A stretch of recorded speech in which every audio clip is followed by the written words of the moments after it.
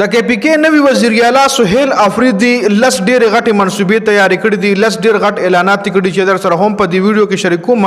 بل طرف ته سہیل افریدی دا هم ویلي دي چې یو سیاسي سړی به هم په کې پی کې په هیڅ قسم پروجیکټ باندې خپل تصویر نه لګي. کبل طرف ته تاسو ګورئ مریم نواز چې د 10 روپو بسکټ هم په پنجاب کې تقسیمای نو په هغه باندې هغه خپل تصویر لګولې وي، دا هغه په لفافو باندې دا هغه لپاره باقاعده غټ ایڈورټایزمنت کوي.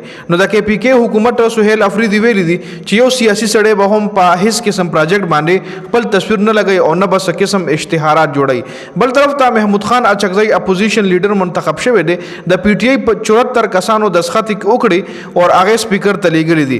چونکه پی ټی آی کې د نن لیډرشپ د محمود خان اچکزئی په شمولیت باندې دغه چې کوم اپوزیشن لیډر جوړ شوی په دې باندې اعتراض هم کړی دی، خو بل طرف ته د عمران خان فیصله وا او د عمران خان فیصله څوک هم نشي ریجیکټ کوله. اوس په خبرو کوجی چې د کې پی کې حکومت سہیل افریدی لس غټي منصوبې تیاری کړې دي او داغه حواله سره سہیل افریدی سویلی دي. سہیل افریدی ویل چې په کې پی کې با جیلی اف ای آر پچا باندې نه کیږي، جوټي اف ای آر په پچا باندې هم په کې پی کې نه کیږي. دویم چې کوم غټي اعلان کړی دی محسن نقوی چې کوم زړه گاډي کې پی کې ته ورکړی وو د پولیسو د پاره، نو هغه سہیل افریدی واپس کړی دی. جی دریم په سټوډنټس باندې په اف ای آر نه کیږي. څلورم په جیلونو کې بدننه هیڅ قسم ظلم په قیدیانو باندې نه کیږي. پنځم پولیس کې بس سیاسي مداخلت بالکل نه وي او کچره پس پولیسو باندې عوامي شکایت راځي نو بیا به د هغه پولیس خلاف ته سخت کاروایی کیږي. شپږم د کې پی کې ټول سابقه وزیر اعلی چې څومره هم تیر شوي دي، پرویز خټک شو، محمود خان اچکزئی خو خیر نو، پرویز خټک د نمخ کې الیمین ګنداپور، هغه نمخ کې د پی ټی آی چې بل کم وزیر اعلی نو هغه ته سکیورټي چې کم دا هغه واپس ورکړل شو چې دای مطلب پروټیکټډ وي.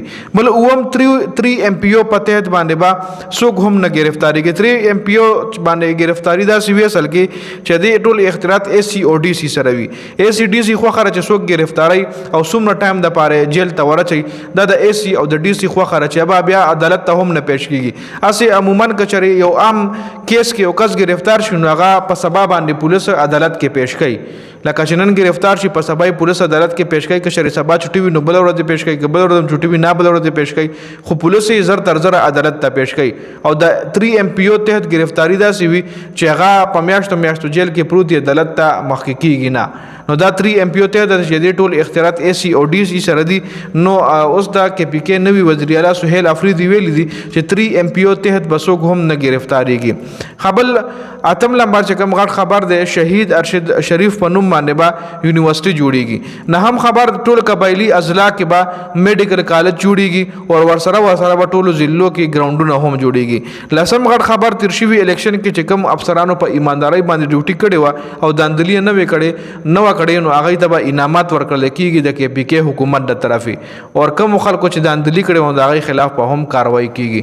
نو په دې ویډیو کې د اهم معلوماتو د ویډیو کتلو زیاته مننه. والسلام.